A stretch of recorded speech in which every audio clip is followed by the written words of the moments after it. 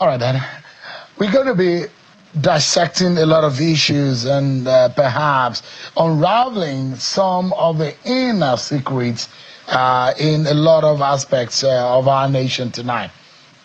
So, our discussion is on Scars, the soldier's account, the public presentation of Scars authored by Nigeria's former Chief of Defense Staff, General Irabor, offered a striking moment of national reflection. The book details not just the battles fought in the field, but the quiet struggles within the command and control, the weight of decisions, and the human cost of defending a fragile peace. General Irabor's reflections remind us that behind every operation lies a story of sacrifice and of scars that go beyond the battlefield. But perhaps the day's most unexpected moment from that book launch came from former President Goodluck Jonathan revisiting a chapter of history shrouded in mystery.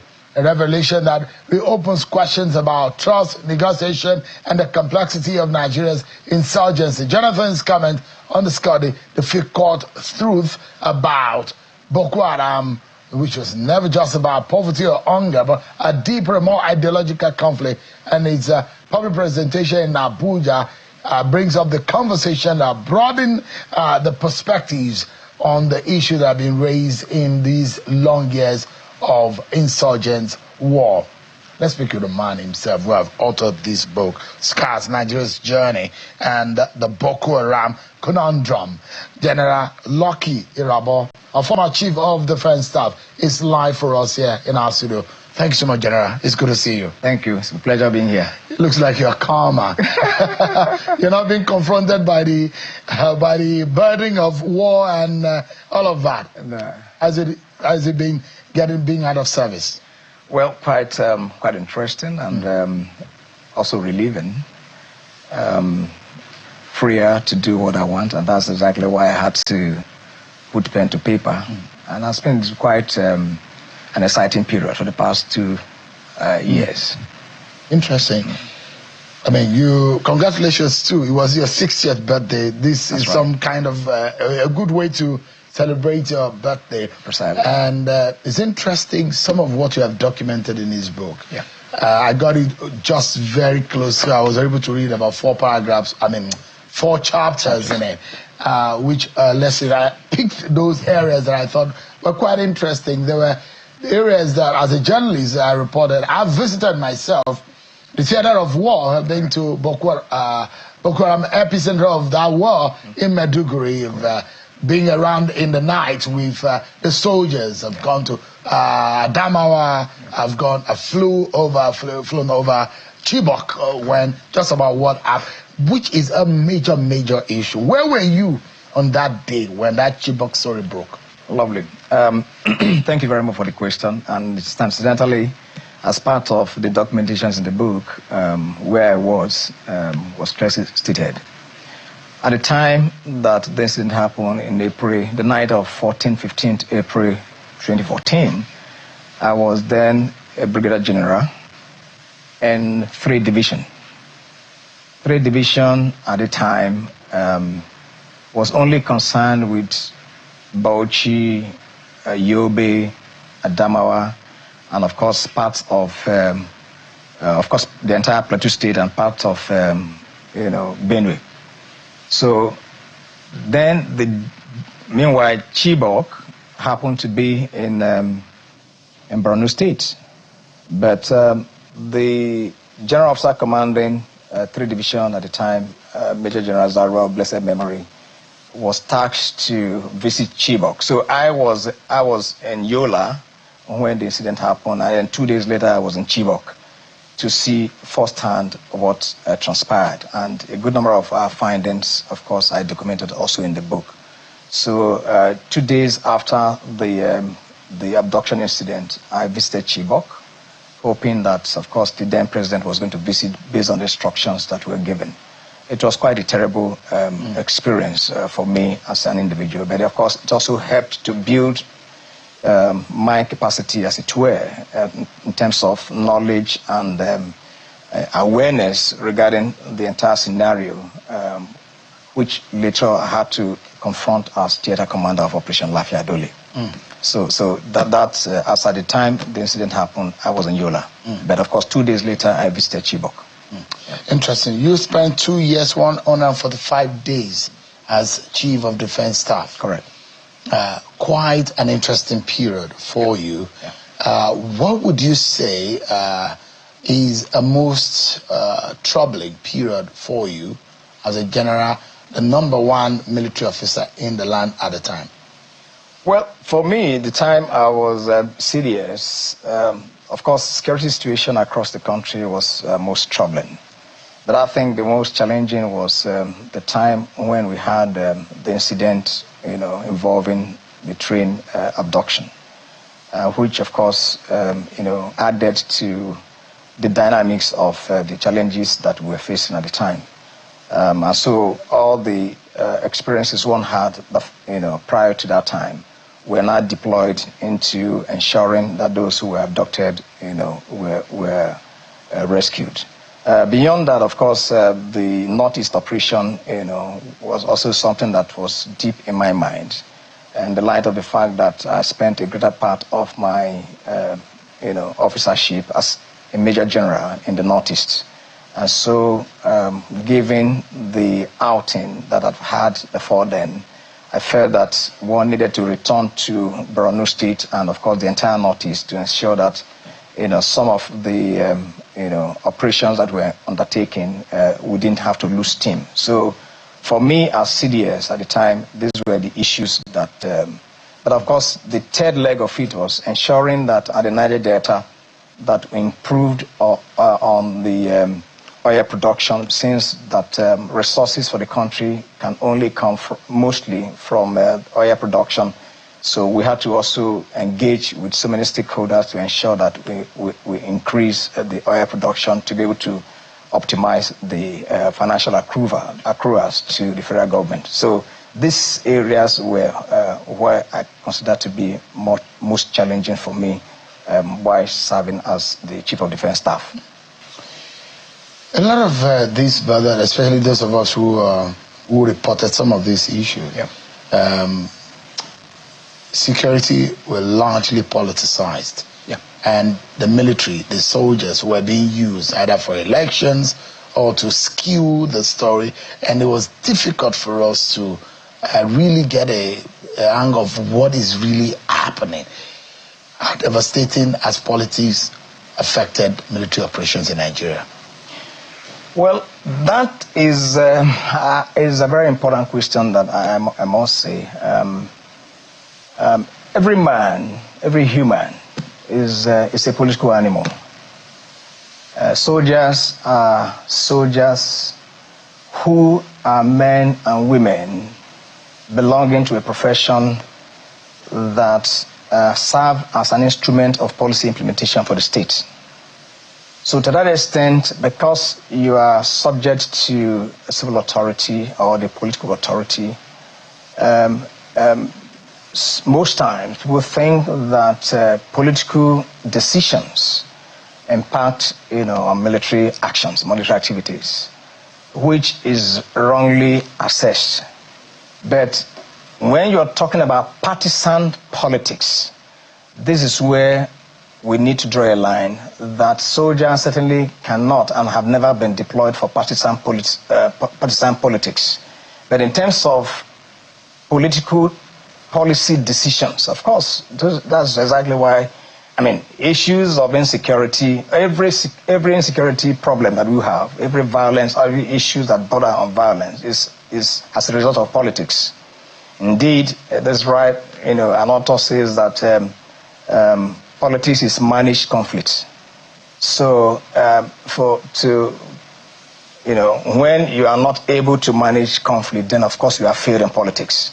So if, the failure of that leads to violence, then of course, and the military is deployed, what are you doing? You are actually trying to, implement political policies, policies that impinge on political decisions, which will help the political class to be able to, gain traction in terms of what their and one of the reasons why I asked the question is that those who say in the security parlance that the very first few minutes and hours after an abduction are very critical. Yeah. And one of the reasons why the Chibok abduction became more difficult is because of the political leadership body language to that story. Almost want to deny that it never happened.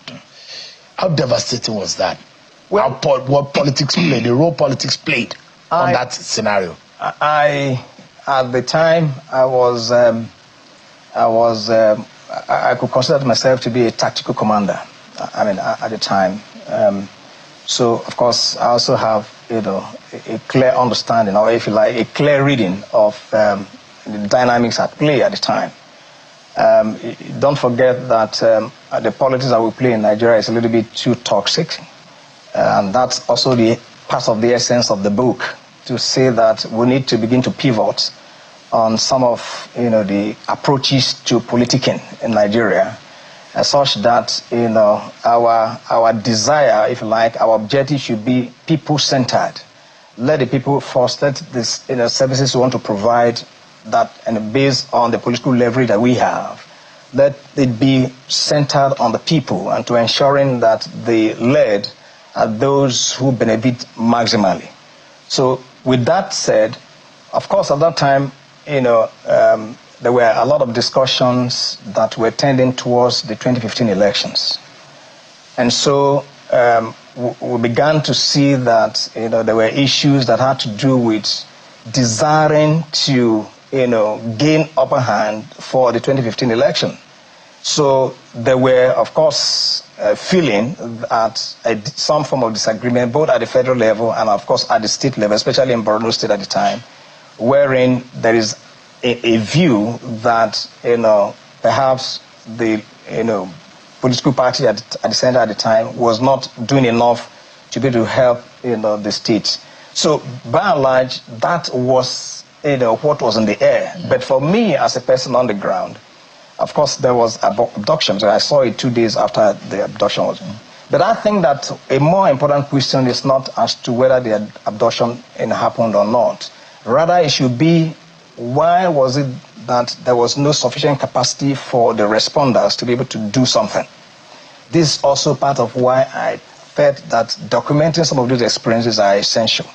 Because political decisions have a lot of implications for agents of governments that are responsible for policy implementation. So the aggregate of the contributions of each of these establishments is what give rise to, what you see as security or under security, or if you like, state of insecurity. In this documentation that you're giving, yes, what would you say is the major, in your own summary, why has Boko Haram fettered for this long? Right, so two things. First is that Boko Haram is only, and which I also stated in the book, Boko Haram is only a critical juncture in our development, in our historical journey. The problems of insecurity in Nigeria, which Boko Haram took advantage of, preceded even, our independence. And I try to trace the fact that there has been a lot of disunity in the country, where politicians have never agreed, even before independence and immediate post-independence, which led to the second coup. The second coup, in this case, is January 1966 coup. The first, of course, is the issue of treason against Awolowo, which was in 1962, which led him to be jailed in 1963. You may want to ask yourself, what led to all those, that at the time the coup of January 15, 1966 happened, that the country felt disenchanted with the political leaders at the time. Fast forward to what you find even currently, things have not changed. So Boko Haram,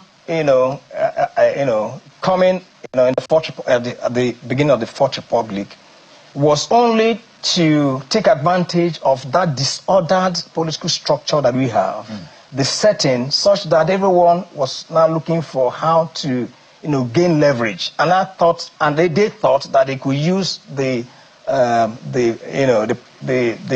political slogan at the time to want to gain their own notoriety. And that, for me, is the greatest challenge that we have, which we must confront as a people. And that is the whole essence of having to document this. To say that we must begin to look for a way, first and foremost, to have a psychological reorientation to how we mitigate conflicts. And then to also begin to see how we can conduct a national reconciliation, because we just need it.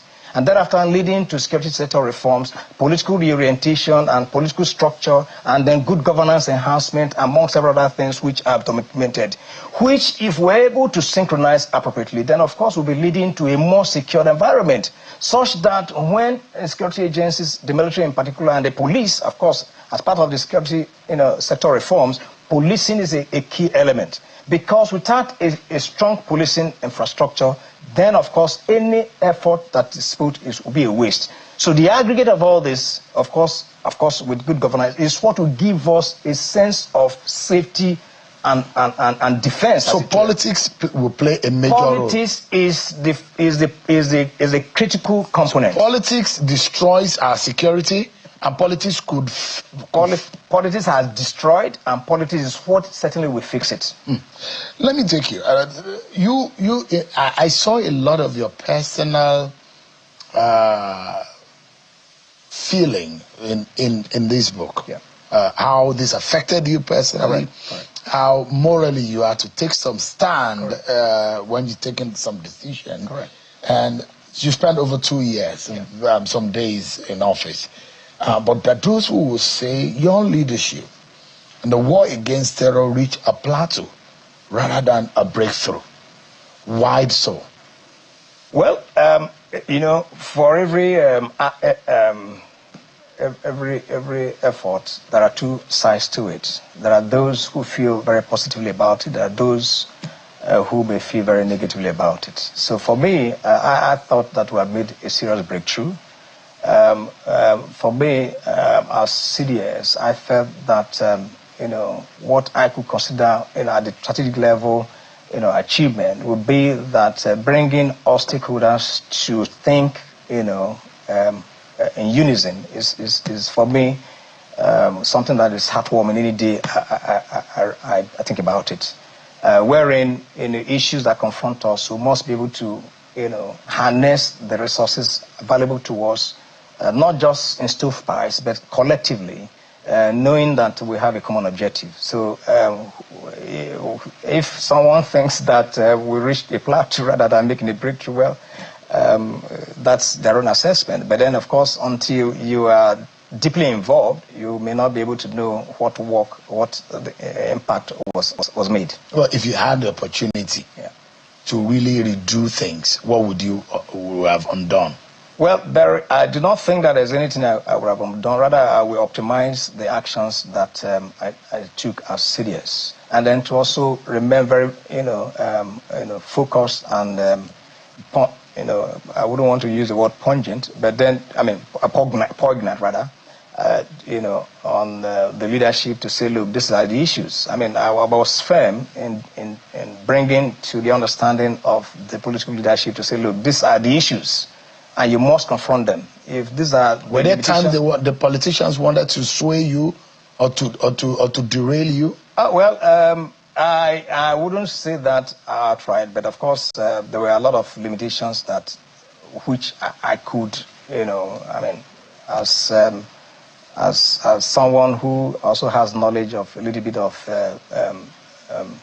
political economies, I should think that there are limitations on the part of the political leadership, such that resourcing for the military and security agencies, one can appreciate the extent that has been, what effort was made and what is left undone. But I mince no words in letting the political authority to know that, look, there are greater need for more resourcing, greater training, greater involvement, among several other things that... the feeling that there are some people cashing in on the insecurity of Nigeria, how true is that? Well, on the part of the military, that cannot be true. But then, in every war scenario, there's what we call war economy. All right? And during war, it's not just here. Anywhere you find a war, you find that the cost of living certainly will skyrocket. the cost of even material, for the those who are at the front lines will certainly increase. So, so there are factors, that many people may not want to consider. But the reality is that there are those who, mount a lot of pressure because the whole essence is for them to also see, what I may call return on investment. There are investment, those who are dealing in arms and ammunition, those who are also dealing in food and other related items of logistics, who want to have, more gains. So the investment in such areas by government, of course, certainly will go into the hands of those war economic profiteers. But whatever it is the sum total of some of these scars, because I also believe that that's also an economic scar, that will make us to begin to rethink, approach of, having to lay our grievances. Our grievances must not tend towards violence, such that there will be carnage, there will be destruction among several Are politicians behind our insecurity today? Well, politicians are they fueling it? They have a hand because of their actions and inactions.